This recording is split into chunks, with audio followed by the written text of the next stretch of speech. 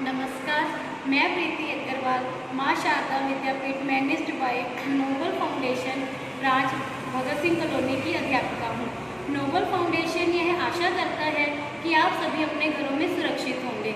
Nobel foundation एक ऐसी संस्था है जिसके पूरे पंजाब में इस समय 36 स्कूल चल रहे हैं और जिसमें 5100 ज़रूरतमंद बच्चे शिक्षा ग्रहण कर रहे हैं।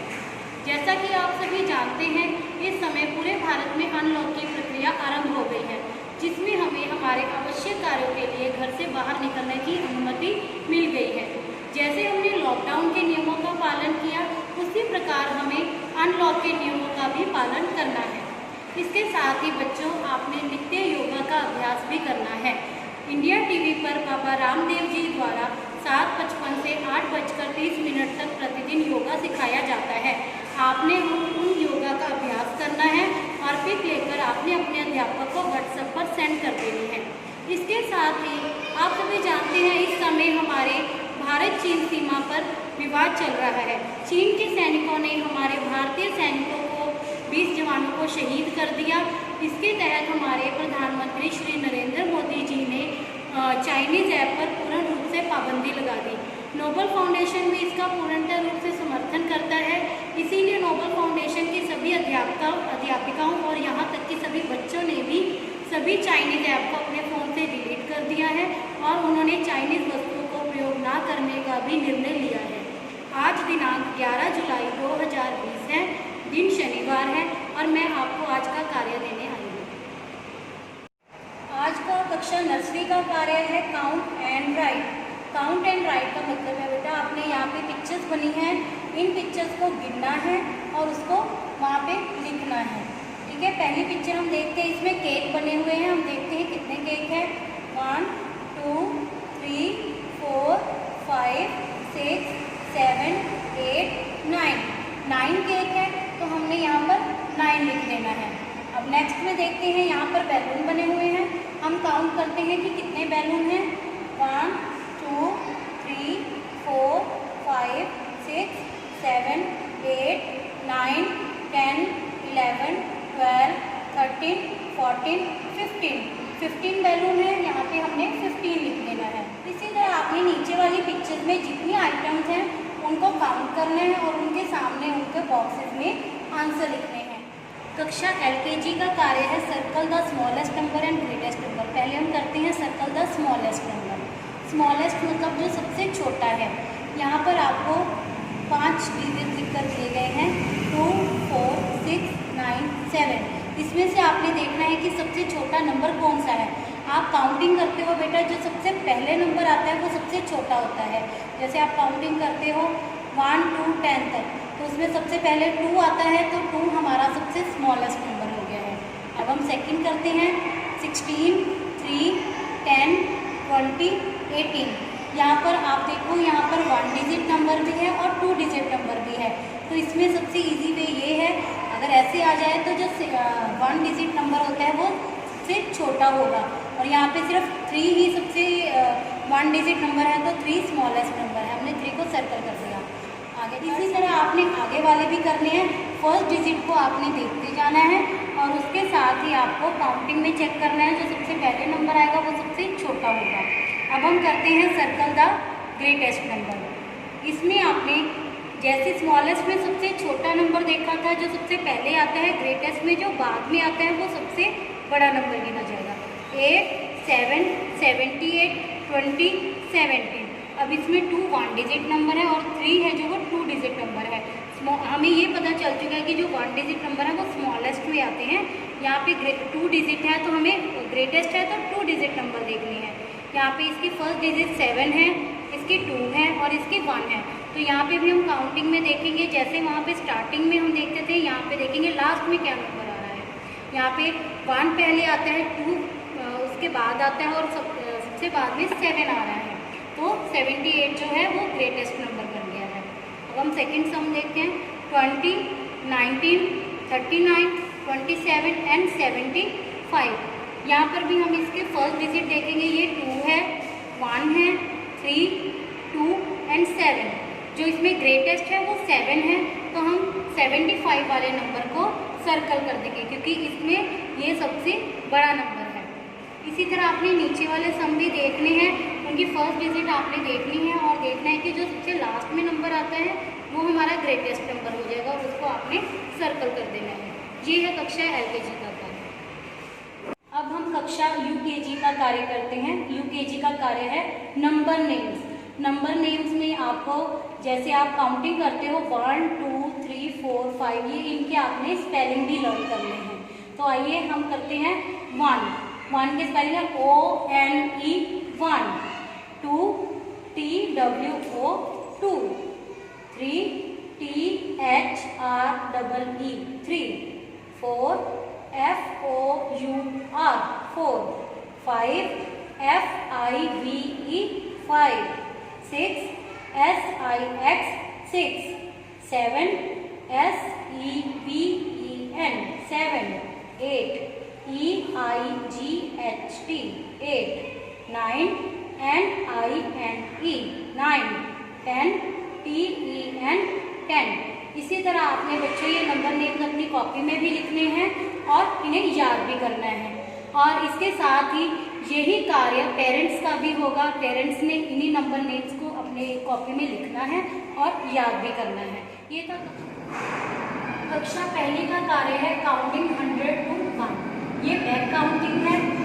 यहाँ पे 100, 99, 98, 97, 96, 95, 94, 93, 92, 91, 90, 89, 88, 87, 86, 85, 84, 83, 82, 81, 80, 79, 78, 77, 76, 75, 74, 73, 72, 71, 70, 69, 68, 67, 66, 65, 64, 63, 62, 61, 60, 59, 58, 57, 56, 55, 54, 53, 52, 51, 50, 49, 48, 47, 46, 45, 44, 43,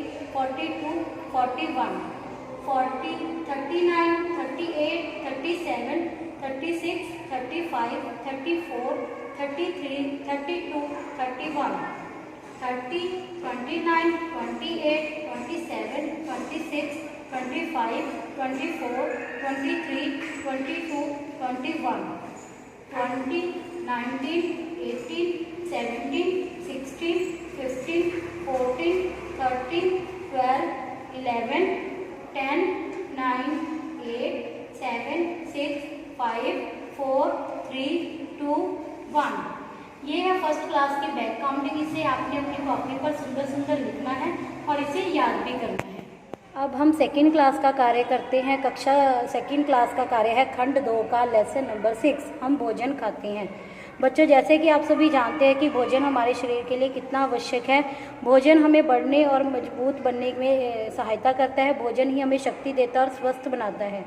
हमें दिन में 4 बार भोजन करना चाहिए। नाश्ता, लंच, स्नैक्स लेने चाहिए शाम को और रात को डिनर करना चाहिए।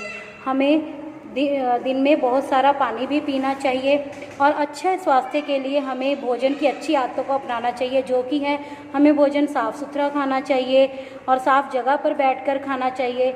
भोजन हमें खूब चबाकर खाना चाहिए। इसी प्रकार भोजन के लिए जो भी ज़रूरी हमारे बॉडी के लिए मिनरल्स होते हैं या विटामिन्स होते हैं, उनसे वो भोजन करना चाहिए। भोजन ढककर रखना चाहिए।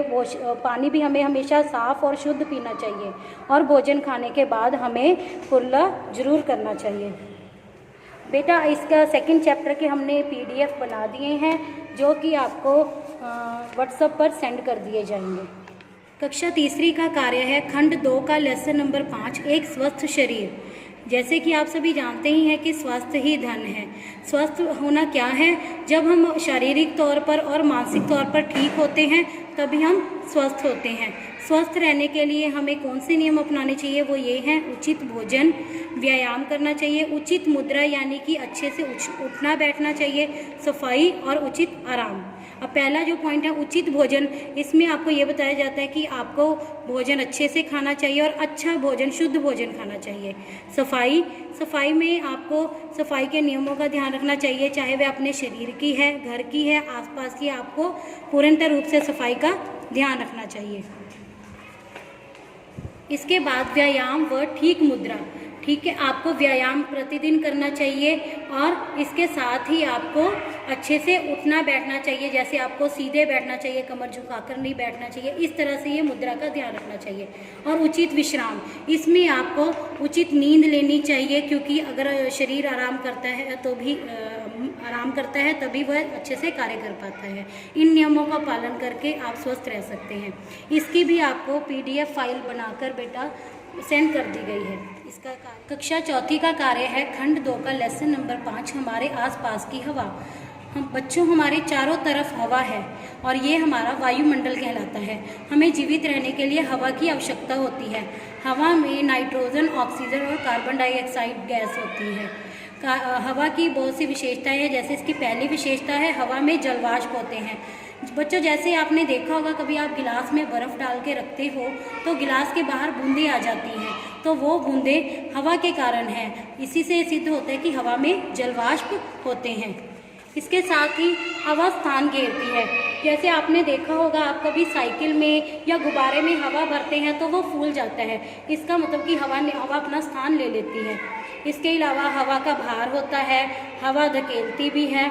और प्रदूषित हवा, आप जानते हैं कि हवा प्रदूषित कैसे होती है। जब हम झाड़ू लगाते हैं तो उसके कण उड़ते हैं, तो उससे हवा प्रदूषित हो जाती है। फैक्ट्रियों से निकलने वाला धुआं, वाहनों से निकलने वाला धुआं, या इसके अलावा कोई बीमार व्यक्ति अगर खांसता है या थूकता है, उससे भी हवा प्रदूषित होती है।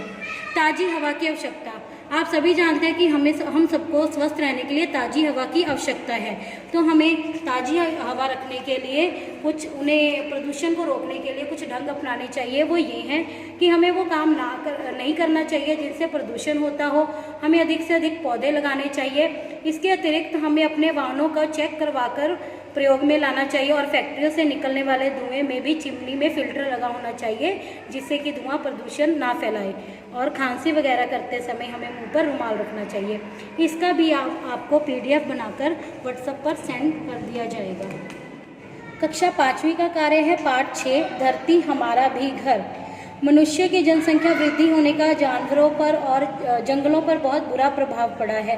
मनुष्य ने अपनी ज़रूरतों की पूरी करते हुए जंगलों को काटा, जिसके कारण पेड़ों में भी कमी आई है और इसके साथ ही जीव जंतुओं के रहने के निवास स्थान में भी कमी आई है। टिंकू अपने माता पिता से बात करता है। उसके माता पिता उसे जानवरों और पेड़ों की महत्ता के बारे में बताते हैं और यह भी बताते हैं कि आजकल पेड़ों का और जीव जंतुओं की संख्या में कमी आ रही है। उन्होंने इसका कारण भी बताया, जैसे जीवों की संख्या में कमी आने का मुख्य कारण है उनके आवास में कमी हो रही है, यानी कि पेड़ कट रहे हैं, जंगल खत्म हो रहे हैं। उनके भोजन में कमी हो रही है, वातावरण में परिवर्तन हो रहा है, भूकंप या प्राकृतिक आपदाएं आती है तो भी बहुत सारे जानवर एक साथ मर जाते हैं और अंधाधुंध शिकार जानवरों में कमी आने का एक मुख्य कारण है। भारत का राष्ट्रीय जानवर बाघ है, जिसे हम टाइगर भी कहते हैं। यह 300 किलोग्राम इसका वजन होता है और इसका रंग पीला भूरा होता है।